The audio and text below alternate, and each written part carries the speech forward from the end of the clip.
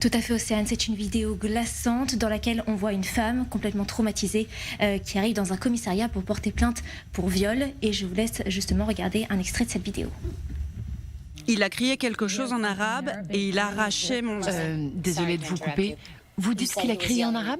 Oui, donc il a arraché mon pantalon et après... Juste excusez-moi, j'ai besoin d'un peu plus de contexte. Vous êtes israélienne? Oui. Et votre violeur était palestinien? C'était un terroriste du Hamas. Ok, d'accord, c'est un peu bizarre, mais on ne peut pas vous aider. Mais j'ai été violée. Oui, mais est-ce que vous avez des preuves? Oui, il a tout filmé.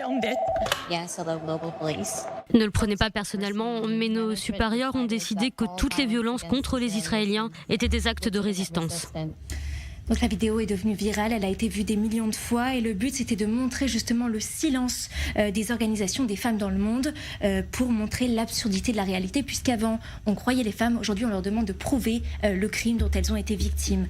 Donc le ministère des Affaires étrangères a partagé cette vidéo sur le compte X dans le cadre d'une campagne pour la Journée internationale pour l'élimination des violences faites aux femmes qui aura lieu le 25 novembre, et ce jour-là des contenus seront diffusés pour montrer les préjudices causés aux femmes lors des massacres du 7 octobre.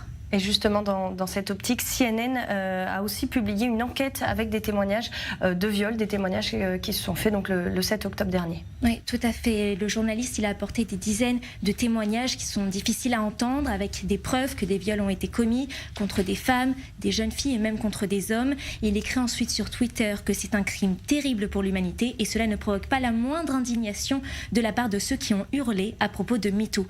Alors ce reportage, il a une signification encore plus importante, puisque partout dans le monde, des gens affirment que de tels actes n'ont pas eu lieu et les organisations mondiales des femmes, jusqu'à aujourd'hui, n'ont ni mentionné ni condamné ces crimes, alors que la police a déjà recueilli plus de 700 témoignages à ce sujet. Et d'ailleurs, il s'agit de la plus grande enquête jamais menée par l'État d'Israël sur des sévices sexuels.